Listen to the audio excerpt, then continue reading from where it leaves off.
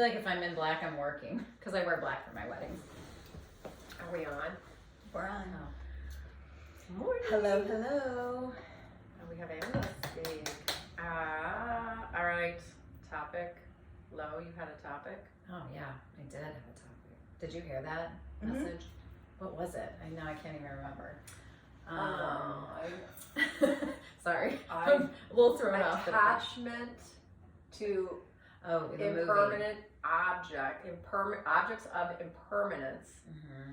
Wisdom is the knowledge that attachment to objects of impermanence Lead to future suffering. Lead to future suffering. Yes. Okay, that I didn't listen to. That if it was was the part that I had to read, I could only listen No, to no. It wasn't. It was. I just left that driving here. Okay, and that was something I was listening to. That was something That's in, what I figured in that video. And his thing. Yeah. Okay, so we're rolling. So let's go. So should we break that down, or we want to talk about chakras and being balanced? I mean, when Lori's on in the morning, I'd like you to get a glimpse into our genius friend, Lo. Because when Lori's on, you'll wake up and it's like, bam, bam, bam, bam, bam, bam, bam, bam. Our text, Bam, bam. speaking of our text thread. Yeah. And Lori, and it's all great, but then if you're in a morning like Jules obviously had, where It's chaos. she's Yeah. running around Yeah. and had clients, and it's like you've literally missed probably like 20 things, and then Right. it's just Well, a couple of the things, I mean, if we want to go back a little bit, I can just read a couple things of what I sent that kind of triggered all of that information.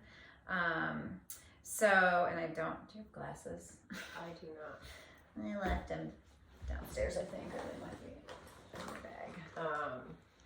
Thanks. Those would be so cute on you. Oh, thanks. Okay. Look how cute they are. Well, thank you. Okay, so we were also talking about the business of basically that people are complaining about their lives on Facebook, and so I'll just read this. It's something to understand about this whole business. I'm tired of people complaining about their lives. My Facebook experience was horrendous in that way. People complaining about their lives give me a break. The only entertainment you're given is your life. You're not given any other entertainment, and you spend all your time bitching about it. That made me laugh because I was like, literally, that's exactly what this is. This experience, if we can step back, if we can get into that space of the observer and kind of just watch it play out, it is kind of funny. Yeah. Even the stuff that doesn't look funny on the surface, it is, or maybe not funny, but it is kind of entertaining. It's fodder. It's fodder. Like, if at least that's the word that comes in for me, because we can't say it's all, it should be funny, right. when It's not someone's funny. sick or Funny, whatever. yeah. But it's kind of the fodder and the grist that makes up life. And think about the fact that and this was one of the messages I left them this morning. We go to the movies, we spend our money going to the movies, and now it's like, by the time you get popcorn and a soda or whatever, it's $60, $70 to go to a movie. And you sit there to be entertained with the fodder that is on screen, the drama that's playing out on screen. And we're paying for that, but yet when it happens to us, we take it so personally. Well, when you said that this morning about paying to watch, and usually it's very dramatic or it's very dark, I think there's something in the human that then is able to go, okay, well, my life's not that. It's not that fucked up. You know what I mean? Yeah. It's not that bad. Like, and it's the idea of escaping. Yeah. So, I mean, when that came in about embracing the life that is or escaping the life that is, and then that made me think of, crazy things like the dome and and trying to escape the matrix and all that stuff that I must say, when I think of ascension, it's like, oh, I get to break free from this realm. And it's like, no, it's not about escaping. It's about embracing.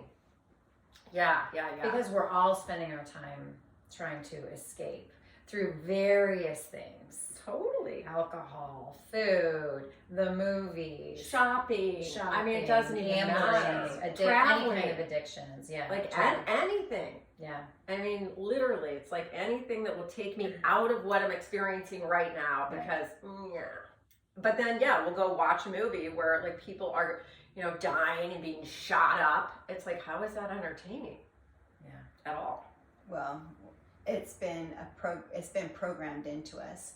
So I kind of would like to look at this from a broader perspective, as we are literally cultured into this whole thought process of what our life is supposed to look like. So all of that is cultured. It's not genuine, it's not authentic, it's not natural. It's all cultured into us. And we've been cultured for generations, right? For eons, we've been cultured into what we think our life is supposed to look like. And what we're getting a sense of is just have an experience. Just have an experience. This whole life is just an experience. And so whether it's been something trauma, tragedy, blissful, like the whole realm of love to fear and all of the contrast in there are all of these experiences, and they're just it's an experience. Now, experiences go into the past. We have this experience in this moment. We can project and traject experiences for our future. But can we be like, I think this is what we're being offered, and I love the idea of escape or embrace. Mm-hmm. I love that, because we are here right now as we are awakening to the matrix, to the simulation, to like the story, whatever we want to call it, to the programming. We're awakening to that, but can we awaken in such a way that we realize and that we really feel into like this heart center, that we have been cultured into something? And can we feel into the ideal of just being in the moment and having this experience, whatever that experience is? Whatever this experience is, can I be in that? And then also, can I use my own discernment in understanding, in navigating and managing that experience? What do I really want to feel in my experience? Do I want to feel into this open expansion, or is it comfortable in being in the contrast and the drama? So there are people that maybe feel more comfortable in that contrast and static, right? And then there's other people that feel more comfortable in this open expanse where there isn't so much structure. And if we can just be authentic, like genuine, and like what really feels comfortable, what feels what allows us to feel confident in that and to move through that. Well, and to recognize you're creating your experience. So it's like, oh, you're just in this experience. Yes, but you created this experience, and this experience is being presented externally for your internal integration. And so when I'm able to look at it that way, it's not, oh my God, this is happening to me. I'm recognizing with what's showing up in my life. I've had visitors for the last week. Okay. Someone's in my space, and I created this experience so that I can integrate what's going on inside of me when whatever, somebody uses my XYZ and doesn't put it away. What is that triggering in me? Like, I'm attached to my way. I'm attached to my belongings. I'm attached to creating a sense of safety in my home. Why do I need to create that safety? So the idea that I created the experience so that I could keep integrating all of the fragments of what still needs to be healed. And when you're in the experience, it's really difficult to get to that place, but maybe a good practice is to, once you're through something and you really feel like you're on the other side of it, then you can have that gift of hindsight. You can look backwards, and not in a way of, oh, poor me, woe is me, but what did I learn from that experience? How did I grow from that experience? Because then when you kind of get in that practice of, okay, yeah, that happened to me, which we know it's happening for me, then you can look back, and you're not so emotionally wrapped up in it and mired down, and you have a little bit of a perspective from that space, and that's really a helpful exercise, and that's been really helpful for me to go back Right. to the times where I was feeling at my lowest, or I was feeling the saddest or the angriest or the most victimized, Right. to go back and say, okay, how did I expand from that experience? And there was always expansion, always. And then catching what I'm trying to do is not have this whole period of time. So my son came to visit, and then my sister came, and it overlapped, and then she's here. In the past, after everybody would leave, I would then look at everything. And what I'm trying to practice is doing it while I'm in it, so that I don't miss an opportunity to connect in a more authentic way. And so that I don't create more of that which I've created in the past, which is someone feeling uncomfortable because they're sensing that I'm dysregulated or whatever. So I'm trying to catch myself more quickly. Like, this is what I'm feeling. This is why I feel this way. And this is how I reacted in the past. In the past. And what do I want? I want the people in my home to know how much I love them. I want them to feel welcome in my home. I'm feeling a little dysregulated. I'm not sleeping the same way. Okay, let me do that while I'm in it. Where in the past, everybody'd go, and I go, shoot, I don't think I handled that very well. I want to continue this storyline that you have started, but I really want to break it down. So, in the past, you've had these same experiences, people visiting you, and they've left, and you haven't felt great about the experience. You don't really have control over what they felt, and they probably felt just fine, right? But you felt dysregulated. You felt like you could have performed better, whatever that is. Just been more accepting. Okay. Right. So now you're trying to create. So the goal is for you to have peace and for what word you just more love. Non-attachment to the outcome, allowance of everyone to live and express themselves the way they do, that is their authentic expression. It doesn't need to fit into my idea of what works. So then what you're trying to create is a space of unconditional love. Totally. So however they show up, you are going to offer unconditional love. Okay. So that's not a practiced default. It's not a default yet. So it's a practice, and all these visitors are giving you the opportunity to practice that unconditional love, right? So, and I think that that's important to understand, like where we are, what we want to create, what we want to be our default, and then what is our practice.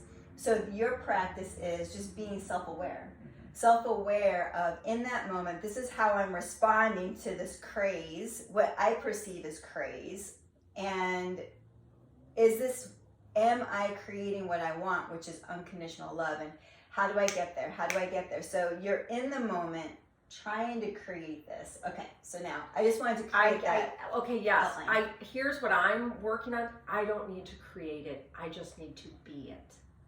The unconditional. I just need to be it. I've done a lot of trying to create it, cooking the right meals. Let's throw in during this week, I've got my autistic son's birthday, which is like a massive thing. And then we've got the cousin who's very sick. And so it's this idea of I need to make the right cake, and I need to bring the right food over here, and I need to have cookies made because I know my sister likes to snack a little bit more than I do. And I'm gonna do all these things, and if I do it right, and then I'm so depleted, and all I need to do is radiate loving acceptance of who and where everyone is. And in all my trying, it's not working. And not that it's not working. I mean, I think everybody's saying they're going to have a lovely time. I'm a very harsh critic on myself in terms of I had an annoying thought. So even if I don't express the annoying thought, the idea that the annoying thought is there is telling me that I have to look at that. You know, I have to look at that. So I'm not acting out with whatever. Right. But there's energy Right. created around those thoughts. Totally. And so I'm kind of like, be unconditional love. But first I have to unconditionally love myself. And I'm still being triggered by, am I enough for my autistic son who lives down the street, who probably wants more time from me, but that would go on forever. And so I create these boundaries to unconditionally love myself, but then I feel guilty. Should I be doing more? You know? And so I'm still kind of just observing what goes on in me and what are my blocks to unconditionally loving myself first, because I can't radiate that until I clear away the gunk that's still in there. Right. So what I love about some of the stuff that you've said, you know, we ended up with unconditional love, but you started with the idea of acceptance, you know, just accepting those. And I think that's where even our own self-love starts, is just accepting where we are. Where am I in this moment right now? Now, is it what I project myself, like how I see myself and how I want myself to be exactly? No, but this is where I am right now. But can I love myself in my own imperfection? What I perceive, you know, which is totally crazed, right? But can I just love myself right now with who and what I am able to express, what I'm able to give, what I'm able to receive? Because maybe that's somewhat limited to what my ideal is, which is this, you know, full expression of love and kindness and caring and desiring to receive from others what they have to offer, without these blocks, being completely vulnerable and innocent in the interaction, right? But I am where I am.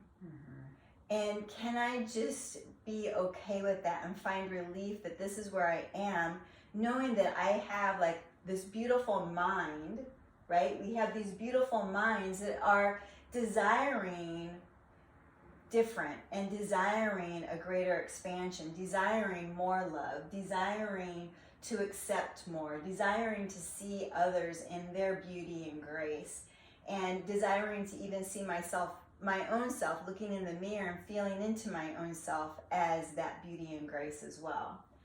So that self-love, I mean, this is like the true, like, authentic journey is, you know, our first and our last and our only real journey is you with you.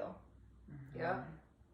If we can get that right, you with you, you with you, like if we can get that, it's like we've got it all. So can we talk about a little bit about what stops that? What stops people from being able to be fully in that space of self-love? What are some of the things that stop people? So, okay, so let's just continue on like with the story that we have going. So what would be some of the things? Something that seems significant as you were talking. So when you were saying something like kind of brought like tears to my eyes. And the flash of one of the events that happened, like flashed into my brain. So my son came in and... Which son? Riley. Okay. So he came in, took his paid vacation time to support his brother with autism, who was like, please, Riley, I just want to spend our birthday together. So I see some patterns in him that are like me, like kind of making a sacrifice for the family because it's the right thing to do, and trying to bring this energy of positivity to it, but deep down feeling like, kind of no matter what I do, it's not going to really be received as enough. It's going to drain my cup. But if I don't do it, I love my family. My family is important to me. So you're kind of in this like, so Riley came in and 6 days, that's a lot of time for him, the longest he's been off work, and I don't know how long, and he wanted to use my car. And he used my car a lot, no big deal, right? I mean, even though it did kind of mean I was kind of stuck at home for certain things, but no big deal. And Sunday, I went to the farmer's market, and I was grocery store, and got in the car, and I was like, God, it's such a beautiful day. I think my work is done for the day. I'm just going to enjoy it. And I walked up to my car, and there was a scratch along the side of my car. it triggered so much in me of like, well, no good deed goes unpunished. And God damn it, I don't need one more fucking thing to fix. I'm tired of fixing everybody's fucking shit. I mean, it like triggered so much in me. That is intense. Yeah, well, it was. It did. I mean, my. How big was it? I'm just curious. Wednesday night, the roof leaked in the house.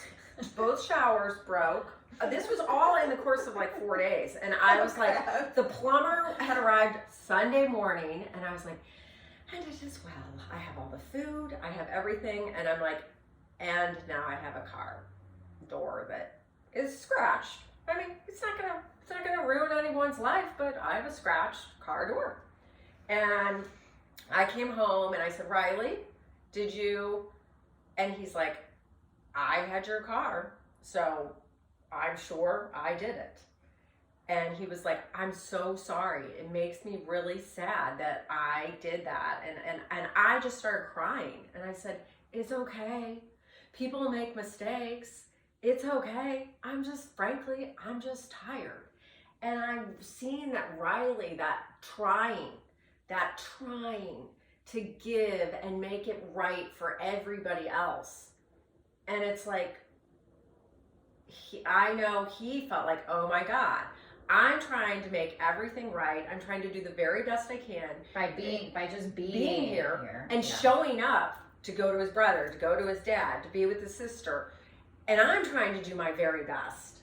And both of us are just like, and he started crying and I started crying. Mm-hmm. And we're just hugging each other in the kitchen. Just like, oh, and he's like, you know, it's hard. And I'm like, it's so hard. And, you know, we're trying, and he said, what did he say? He said, Mom, I just want you to know your efforts matter. And he said, I see a different Maggie. And you might not feel like anything you're doing matters, but it matters. And what he's trying to reflect back to me is, you matter. Yeah. Because he needs that reflected back to him. You matter. But in the fodder, the folly, that had to break down to that degree for he and I to have that breakthrough together, to cry. Because nothing else is going to make me cry, or, you know. Right. It's kind of like, don't sweat the small stuff, don't move my cheese. You know, like all these little sayings that we have, and we haven't yet, like these small things, really embraced them, because it's really not the scratch on the car. No. That's not the deal. At all. It's like, and I was talking to someone the other day about the princess and the pea. Mm-hmm. You know, there's always just this small irritation that's there, right? And these other things come along and we think that that's it, but it's not. It's this small irritation, and it's finding that irritation.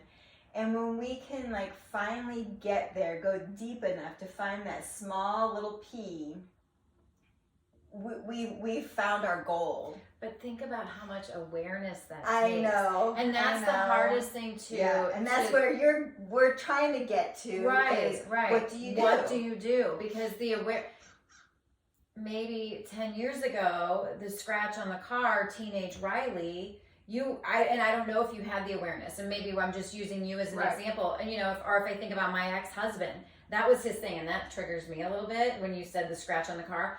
I could not have a dent, scratch, anything. I remember one time my son was, I think it was little Kenny, he rode his bike really fast into the garage and he accidentally scratched the car. Total kid accident, big freaking deal. It's a scratch. I never care about stuff like that, ever, ever, ever. My ex-husband, do you know, I sat for hours in my house just worried and pacing, because I knew when he was going to get home and see that scratch, all hell was going to break loose, because it was a brand new car. And it was terrifying, really, truly. Like, I mean, at that point in my life, now I would have been like, whatever. But at that point in my life, it was terrifying, because he has no awareness. Or at that point in time, he had no awareness. His reaction is all childhood trauma. I mean, all of that stuff. And he used every little thing as a way to express that trauma. To release on us. Right. But okay, so there's also, and this is one of the things that you mentioned earlier as well, is the attachment. So the attachment to the material and it being a specific way, like it showing up a certain way. And that's kind of like what I was talking about earlier. Can we recognize that we are cultured? Yeah. So even that attachment to the material and how it is supposed to show up is cultured into us, and for everyone that's different. Totally. It's just like our attire is all different, right? How women like do their hair, like it's all different, right? So it's totally stupid. The two princesses from I don't know, like she's all like formal, and the other one always wore the Maddie bun, whatever her name was, Megan or from like, so yeah, so it yeah, was just like it's like cultured differently, right? Like very prim and proper versus, you know, something that's kind of messy. Like it doesn't, like it's culture. Well, and for him, his attachment, so he didn't have money, you know, as a child, had no sense of self-worth. And so his ability to make money and then purchase a vehicle, a nice vehicle, or a 60-inch TV or whatever meant that he meant something, or he was something. Got it. And so he had such an attachment to those things that if they got messed up, he lost it. His sense of self. His sense of self was scratched. For me, I totally know what it is. I don't care if my car's scratched. Right. I get that. Well, but I'm trying to use that as an example for other people to understand, like these. But I'm taking the thread happens. back for me. What did it do for me to bring this story? It's the idea that I'm trying so hard to have it go well for my kids because there's been so I'm trying to, I don't want it to fall apart because it's fallen apart so many times, and now I'm recognizing every time it falls apart, it's an opportunity for us to come together and connect on a deeper level. And so if it doesn't fall apart, I'm going to go along pretty A-okay. I'm pretty fine for the most part. And so it's this idea that I need to hold it all together for my kids. I don't need to hold it all together. Well, okay, but there's also can I just... Yeah. Okay, there's this underlining story though that you do have to hold it together. Correct. And there's an underlining story that things are always falling apart. You know, like things are falling apart, therefore you got to hold it together. So there's that could be like the P. You have this expectation, and it's not preconceived, it's like subconscious. It's that P, that's that little irritation that things are always going to fall apart and I've got to hold it together. So it's kind of like, can you shift that story? Because the car's getting scratched, nothing fell apart. It's perfect that here's what I know it is for me personally. I think I need to protect my kids from things falling apart. My first marriage fell apart. Okay, the second marriage fell apart. Maggie then felt like she didn't have a home. Riley felt like the family fell apart. And so I have this idea, I, as the mother, you know, need to make sure it's together and they feel safe and that it looks a certain way, which I totally get is not my job. Right. And as it falls apart for myself personally, I'm able to see where I'm not able to accept myself and meet myself fully. With my own sadness. Where's my own sadness in all of what happened? How do I process my own sadness instead of, I got to keep it together for the kids. It should look a certain way for the kids. It's like, okay, how do you feel about all this? Right. What sadness do I have about the fact that we can't all successfully, I say successfully, it's just a different experience. You know, and I knew we had Patrick's birthday Wednesday night and then having Patrick for dinner again on Sunday. I knew that was a bad idea. Like I knew it, and Riley was like, but we kind of have to. And because of the cake. Well, the freaking, I mean, it's a lot. Yeah, we won't even go into that. Yeah. And so we did it again on Sunday night because of what you're talking about, Jules. Whatever the conditioning is, whatever the story is, you have to. If Riley's in town, we have to invite Patrick again because we'd be assholes if we don't. We don't have to fucking do that. And guess what everybody felt at the end of Sunday night? Why'd we do that? Yeah. We're exhausted. It's the same thing. Like we have to do Christmas. We have to see family that we have no interest in seeing. Right. We have to put up a tree because everybody else puts up a tree. We have to feel jolly and happy around the holidays because there's this expectation. It's all bullshit. Well, and I've learned I meet my kids one at a time, and it works better. It works better. So I have to lose the attachment to that which has been programmed into society, that families all get together and sit around a table and yuck, yuck, yuck and have a great time. We do better one-on-one. Yeah. And I have to, again, accept that I do feel sad about that. I feel sad about that. I also think, what did I do? You feel sad about what part? That you can't have that I can't have us all together. Right. I would like to be able to go on a family. I feel sad about that. And then the next thing that comes that I'm observing in myself is, what did I do wrong? What could I have done better? Of course. Did I make this happen? I must not be a good enough mother. Right. I must not be good enough. And it's like, okay, let me sit with that. Okay, really quick, just for us and for whoever's listening. Interpersonal relations, okay? I have my relationship with myself. You guys have your relationship with yourself. When we come together, there are relationships coming together. And you and I, there's three parts. There's you, there's me, and then there's that entity of relation, right? That both of us are feeding into. So I've got my baggage I'm putting in, you've got your baggage that you're putting in, and maybe I'm putting baggage that kind of separates us so that we can't really connect very well. You may be completely open and transparent, but because I keep on putting my baggage and my past experiences and so forth, like into that, it separates us a little bit, right? So so me listening to you, and it's kind of inside myself, like,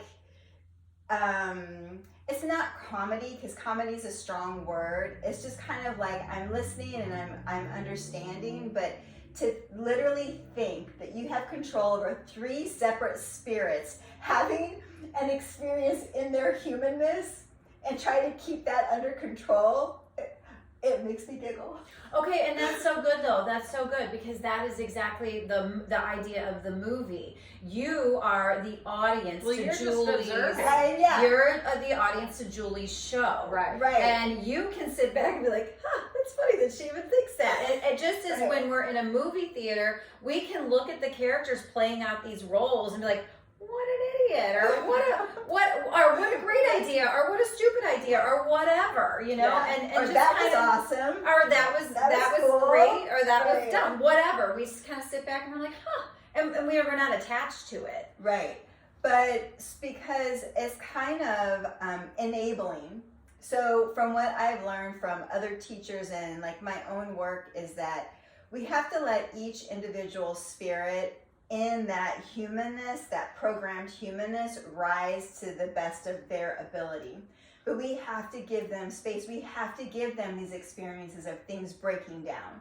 We have to give them the experience of them having, confidence outside of us and breakdown outside of us, confidence with us, or breakdown with us. But let them have that experience. We can't continue, like I remember like with Julian, like making sure like when I put him to bed, like he was cozy and comfortable, right? I wanted to make sure his covers were right, his pillows were right, I can't do that for him as an adult. No. Right? No. And so he has to have his own experience. He's going to create his own sleeping experience, right? Whatever that looks like. And I know what that looks like. A wink, wink, Julian. Right. Go get it, buddy. Is that what you were talking about? Yes, she was. I thought you were just like he didn't wash his sheets or no something. fan going, nope. Okay, anyway, we digress. We do. Well, breakdowns are where there is an opportunity for a breakthrough, at least for myself, Yeah. every time. And so there are going to be breakdowns. There's going to continue to be breakdowns. And I hope that I'm I allow myself to feel what I'm supposed to feel in Yeah. the breakdown instead of trying to clean it up really fast, because I don't really want to look at all the mess that's under there. And I also feel this sense of, I don't know, even though they're grown ass adults, somehow when they all come into your house, I'm in the mom role again. Yeah, everyone's in their role. And it's like, oh, I'm in that role again. But if I don't have the breakdown, I'm not going to get to the breakthrough. And so I hope that I'm able in it, not after it's over, to honor everything that's happening, even though it doesn't all feel great. But for everyone, no matter where you are in the process, whether it's during or after, even months after or right before they come again, there's a little bit of reflection of, what do I want to create? And really work towards that. This is all practice. Life is practice. Life is an experience. And so this is literally, it's an experience. Can we just allow it to be an experience and then just learn from it? Totally. Yeah, this is what I did great. This is what I could have done better. This is what I'm going to practice between now and the next time. And asking yourself, what do I want to create? Is perfect. Yeah. It's perfect for really everything. And You ultimately, can use that in every scenario. And ultimately, like for me, when I think about it, what do I want to feel? Like as I'm with these individuals, what do I want to feel? What do I want to feel? Like how do I want to feel like I can express myself? Yeah, and I would like personally to celebrate the beauty, celebrate the growth, celebrate the victories. I have that lens of wanting to improve and do better, and it's like, okay, but also celebrate the victories, and the not victories, and the things that are not great too. But also, when I say that, pat myself on the back for the growth. And so that I'm not such a harsh critic on my children. If I'm such a harsh critic on myself, I'm sure the people around me might feel like I'm a harsh critic. And that returns me to that unconditional love and that self-love. Like, God, you're a harsh critic on yourself. Like, you're harsh on yourself. And they're helping me cry, which softens me to me. Right. Like butter. Back to butter. Back to that goddamn Back to butter. butter. And if you don't know what we're talking about, back to butter, you got to go back a couple of episodes when we talk about. And please like and share and subscribe. Follow, subscribe, comment. And we love you. Yeah. We love you. Yeah. All right. Did you want to finish with something? Oh, well, just what you just said, Julie. So I'll just read this little paragraph. It says, if you judge them within, you're locked into your personality. If your life isn't going well for you, there is this assumption that something is wrong. Why? You don't do that when it's a movie. When it's a movie, it's just the plot. Oh yeah, that should always happen, doesn't it? And you watch the people deal with it. But when it's you, it's a problem. If even when people are happy, it's a problem because they're afraid that they'll lose their happiness. It's all a problem. Cultured. It's Yeah. cultured. That whole idea is cultured. Can we just move forth in faith and trust? The sun is going to rise. It always rises. The sun is always going to rise. Allowing the heart to rise up into the mind. And allow it all. Because I can't be attached to holding on to happiness. I feel good right now. How do I keep this feeling? Yeah. I mean, that's like, what did I do to make this happen? It's like, no. Because even when the car gets scratched and somebody breaks down, it's all leading me to a fuller experience of love. Yeah. And life. And so it is. And so it is. Thank you. Cheers. Cheers. Cheers.